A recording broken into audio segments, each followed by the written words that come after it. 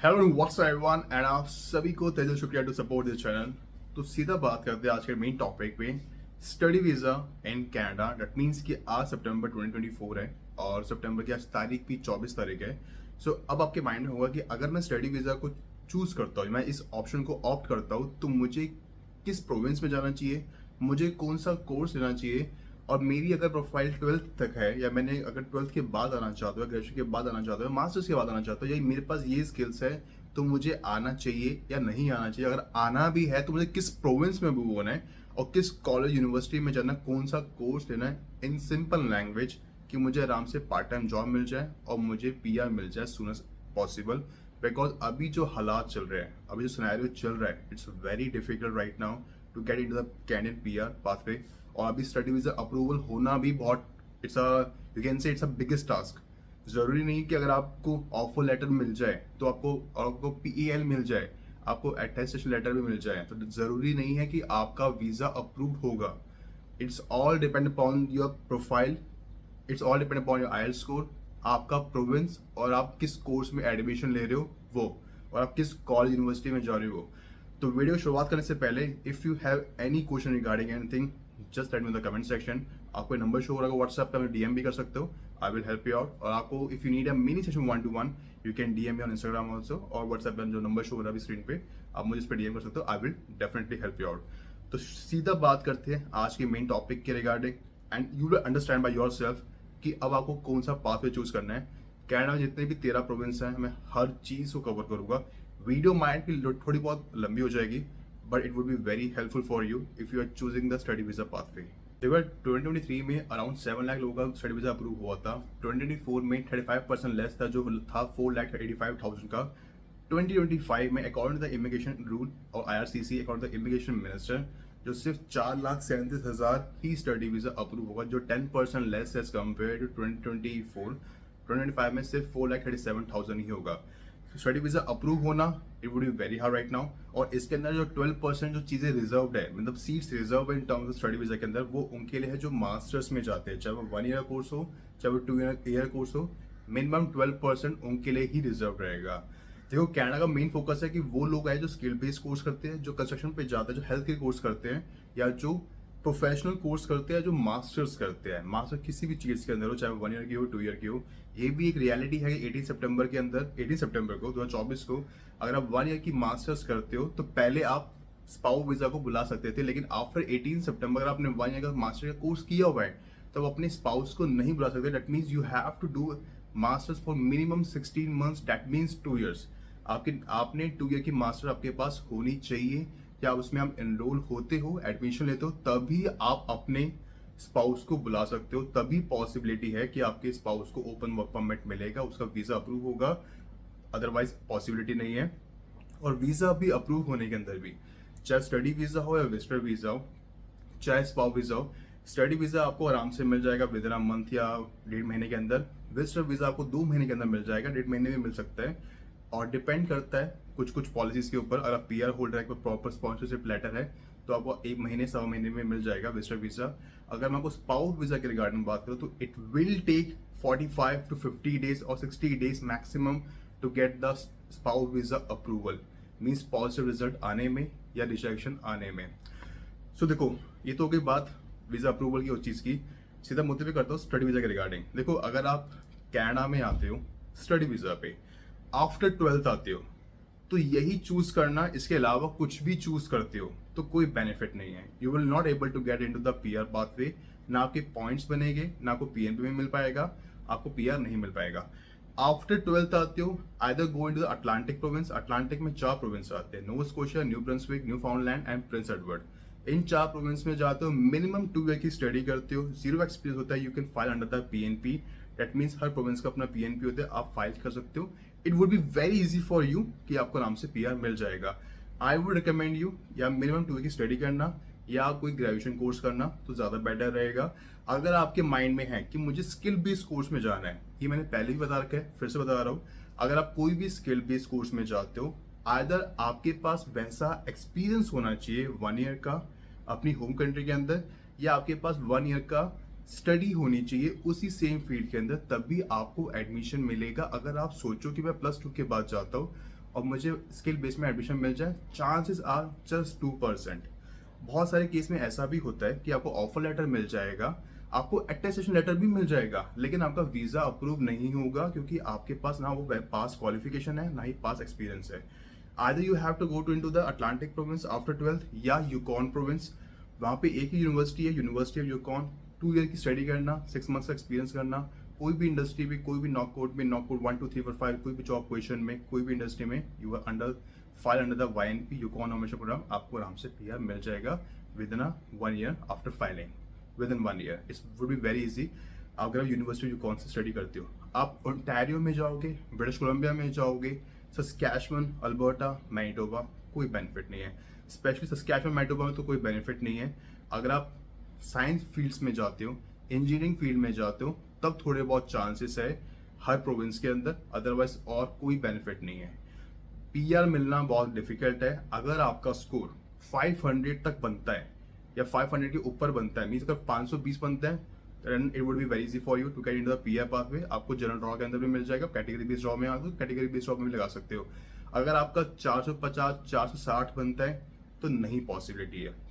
देखो, after 1 year क्या होता है, आफ्टर 2 ईयर्स क्या होता है, नो आइडिया। कितने पॉइंट्स नीचे जाते हैं, CS को नीचे जाते हैं, PNP खुलती है नहीं खुलती, नो आइडिया। मैं उसके बारे में कोई फ्यूचर प्रेडिक्ट नहीं कर सकता। लेकिन हर प्रोविंस का अपना अपना PNP बंद हो गया है। न्यू ब्रंसविक का PNP बंद हो गया, नोवा स्कोशिया का PNP बंद हो गया फूड एंड हॉस्पिटैलिटी इंडस्ट्री के अंदर। प्रिंस एडवर्ड का PNP बंद हो गया है सेल्स एंड सर्विस इंडस्ट्री के अंदर। यूकॉन प्रोविंस का भी PNP बंद हो गया, सिर्फ 600 seats he the in terms of PR। उन्होंने सीट्स 600 फाइल सबमिट हो चुकी है, उसके बाद हम आगे नहीं ले सकते। सस्कैचुअन ने तो PNP बंद ही कर दिया परमानेंट। आप कोई भी सिंपल सा international sales management, supply chain, आप project management, global business management, ये कोर्स बहुत सिंपल है, इनमें इतनी पढ़ाई नहीं करनी होती। इसकी कोई वैल्यू नहीं है आपकी होम कंट्री के अंदर भी, ना ही कनाडा में, ना कोई इतने पॉइंट्स मिलते हैं, ना कोई इससे रिलेटेड कोई जॉब मिल पाएगी, और आपको ये PR के रिगार्डिंग भी हेल्प नहीं करेगा। अल्बर्टा के रिगार्डिंग मैं एक चीज़ कहना चाहूँगा, जब भी आपको सिंपल सा कोर्स भी लेते हो, आपकी प्रोफाइल अच्छी है, तो ये ज़रूर चेक करना जो कोर्स ले रहे हो वो PNP सपोर्टिव है या नहीं है। अगर PNP सपोर्टिव है तब भी आप अल्बर्टा के अंदर AAIP के अंदर फाइल लगा सकते हो, अदरवाइज आपके लिए भी इशू होगा। आप PNP पे नहीं लगा सकते, आप सिर्फ एक्सप्रेस एंट्री के अंदर ही लगा सकते हो। कनाडा में 3 तरीके से PR होता है, मैं सिंपल लैंग्वेज समझाता हूँ। एक होता है एक्सप्रेस एंट्री के थ्रू, एक होता है कैटेगरी बेस्ड ड्रॉ के थ्रू। कैटेगरी बेस्ड ड्रॉ मतलब हेल्थ केयर का अलग होता है, कंस्ट्रक्शन का अलग होता है, IT का अलग होता है, francophone means French language based category का अलग होता है, और इन चीज़ों का अलग, और स्किल बेस्ड का अलग होता है। एक होता है PNP, प्रोविंशियल नॉमिनी प्रोग्राम। हर प्रोविंस का अपना अपना PNP होता है। सस्कैचुअन का SINP है, मैनिटोबा का MPNP है, अल्बर्टा का AAIP है, नोवा स्कोशिया का अलग है, BCPNP का BCPNP है, ओंटारियो का ONP है। तो हर किसी का अपना अपना PNP होता है। एक वो पाथवे होता है PR लगाने का। तीसरा पाथवे होता है rural renewable stream, means RRS या RNIP, rural northern immigration program. ये होता है ये आते हैं रूरल एरिया के अंदर। इसका मेन मोटिव ये होता है कि जो रूरल पार्ट ऑफ अल्बर्टा है या जो रूरल पार्ट ऑफ उस पर्टिकुलर प्रोविंस का, वहाँ पे लोग माइग्रेट करें, वहाँ की इकॉनमी को बूस्ट करें, और जो वहाँ पे जॉब अपॉर्चुनिटीज है लोग उसको अवील करें। तो इसलिए वो रूरल स्ट्रीम को निकाला हुआ है। ये सिर्फ अल्बर्टा में, सस्कैचुअन में, मैनिटोबा में पर्टिकुलर कुछ जगह है वहाँ पे, और ओंटारियो में पर्टिकुलर जगह है, और ब्रिटिश में पर्टिकुलर जगह है, जो स्पेशल कम्युनिटीज़ है उनको दिया हुआ है। हर जगह आप रूरल के अंदर वर्क करोगे, स्टडी करोगे, एक्सपीरियंस गेन करोगे, आप इसके लिए एलिजिबल नहीं होते हो। स्पेसिफिकली पर्टिकुलर एरिया है जो भी आपको स्क्रीन पे शो हो रहा है। अब बात करते हैं, if you come to Canada after graduation, मैं आपको एडवाइस करूँगा, अगर आपको अच्छे पॉइंट चाहिए तो आप मास्टर्स करो ओंटारियो से, ब्रिटिश कोलंबिया से, या किसी भी और प्रोविंस से। 2 ईयर की स्टडी करोगे। अगर आपको स्पाउस है तो 2 ईयर की स्टडी करना। 1 ईयर की करोगे तो आपको वर्क स्पाउस वीज़ा नहीं मिलेगा, आपके पार्टनर को स्पाउस वीज़ा नहीं मिलेगा, और मास्टर्स के ज़्यादा पॉइंट्स होते हैं। अगर ओंटारियो ब्रिटिश कोलंबिया से भी करते हो, किसी स्पेसिफिक कॉलेज से, तो आप डायरेक्ट PR के लिए भी फाइल कर सकते हो। It would be very easy for you, और आपको आराम से अच्छे PR में आपको पॉइंट्स भी मिलती है CRS के अंदर भी, और उस पर्टिकुलर प्रोविंस के PNP के अंदर भी। अगर आप ग्रेजुएशन करते हो तो मास्टर्स पे जाओ, और आपको लगता है कि मेरे पास ग्रेजुएशन करी हुई है और मेरे पास अच्छा खासा एक्सपीरियंस भी है, तो आई वुड एडवाइस यू कि आप कोई सिंपल सी यूनिवर्सिटी में, कोई सिंपल से प्रोविंस में जाओ, लाइक अटलांटिक या यूकॉन, वहाँ पे 2 ईयर की स्टडी करो, then go for the PR, आपको आराम से PR मिलेगा। अब बात करते हैं मास्टर्स के अंदर। देखो, मास्टर्स में करते हो तो आप पहले ये चेक करो कि आपका CRS स्कोर बन कितना रहा है। CRS स्कोर बन रहा है, और उस पर मैं एडवाइस करूंगा या तो अल्बर्टा, सस्कैचुअन, अल्बर्टा, यूकॉन या अटलांटिक प्रोविंस। या अगर आपको लगता है कि मैंने ग्रेजुएशन करी हुई है, मास्टर्स करी हुई है, मेरे को स्किल बेस में जाना है, मेरे को कारपेंट्री वेल्डिंग के रिगार्डिंग, मेरे को मैकेनिक के रिगार्डिंग, फायर ब्रिगेड टेक्नीशियन के रिगार्डिंग, या मेरे को personal support worker health care management में जाना है, तो इन कोर्स में आप तभी जा सकते हो अगर आपके पास अपनी होम कंट्री के अंदर या पास में ऐसा एक्सपीरियंस है 1 ईयर का या 1 ईयर की क्वालिफिकेशन है, तभी आपको एडमिशन मिलेगा, अदरवाइज आपको एडमिशन नहीं मिलेगा। ऑफर लेटर मिलना, अटेस्टेशन लेटर मिलना, there would be no guarantee that you will get a visa approval also. So it's matters कि आप कौन सा कोर्स कर रहे हो और आप किस प्रोविंस में जा रहे हो, क्योंकि हर प्रोविंस के पास एक लिमिटेड सीट्स है in terms of study visa के रिगार्डिंग, और हर कॉलेज के पास लिमिटेड सीट्स है इन टर्म्स स्टडी वीजा के रिगार्डिंग। सबसे मोस्ट इंपॉर्टेंट चीज़, अगर आप स्टडी वीजा पे जाते भी हो तो always and always choose public college या पब्लिक यूनिवर्सिटी। एक चीज़ और बता देता हूँ मैं इससे पहले, अगर आप डिप्लोमा सर्टिफिकेट लेते हो, 18 सितंबर को रूल निकला था by the immigration minister mark Miller. 18 सितंबर को रूल निकला था, उन्होंने ये कहा था अगर आप मास्टर्स करते हो या प्रोफेशनल कोर्स करते हो या कुछ ग्रेजुएशन कोर्स करते हो, आपको उसी हिसाब से वर्क परमिट मिलेगा। अगर मिनिमम 2 ईयर का है, आपको 3 ईयर्स का वर्क परमिट मिलेगा। लेकिन अगर आप डिप्लोमा करते हो और सर्टिफिकेट कोर्स करते हो, चाहे वो 1+1 हो, कुछ भी हो, चाहे 1 ईयर का डिप्लोमा फिर 1 ईयर का डिप्लोमा रहते हो, ये डिपेंड करता है अगर उस प्रोविंस के हिसाब से, अगर जो आपका स्टडी है वो इन डिमांड में आता है, जो ऑक्यूपेशन है वो इन डिमांड में आता है, तो आपको उस हिसाब से आपको वर्क परमिट मिलेगा। अदरवाइज वर्क परमिट आपको माइट भी 3 ईयर्स का मिले, माइट भी 2 ईयर्स का मिले, माइट भी 1 ईयर का या ना भी मिले, there would be no guarantee. So it's all depend upon कि आप कौन सी स्टडी पे जाती हो। मैं आपको छोटी सी एडवाइस करूंगा, if you need any help let me know the comment section, you can DM me on WhatsApp, जो कि मैंने शेयर किया था, अभी आपको नंबर शो हो रहा है, या मुझे इंस्टाग्राम पे डीएम कर सकते हो। ठीक है session, I will help you out. हर किसी की प्रोफाइल डिफरेंट होती है। बहुत सारी स्ट्रीम्स ऐसी, देखो कभी कभार ऐसा भी होता है कि कुछ जरूरत नहीं होती कि वो स्टडी वीजा पे जाओ पैसे लगाओ, आप एलएमआई भी ले सकते हो। लेकिन एलएमआई तभी लो अगर आप कंस्ट्रक्शन फील्ड में जाते हो, हेल्थ केयर में जाते हो, स्किल बेस में जाते हो, आईटी में जाते हो, और अगर आपका स्कोर सही बन रहा है, सीआर स्कोर अच्छा बन रहा है, तभी जाओ। Otherwise there would be no benefit to go into the LMI, क्योंकि एलएमआई में भी बहुत फ्रॉड स्कैम होते हैं, बहुत ज़्यादा फ्रॉड स्कैम होते हैं। And if you need any help regarding study visa, LMI, tour visa, visitor visa, spouse visa, you can DM me, I will help you out. अगर आप फाइल भी करना चाहते हो, I can help you out. So what I suggest you, first preferences दो public university, public colleges को, और पहले अपना सीआर स्कोर चेक करो और प्रोविंस चूज करो अटलांटिक या यूकॉन।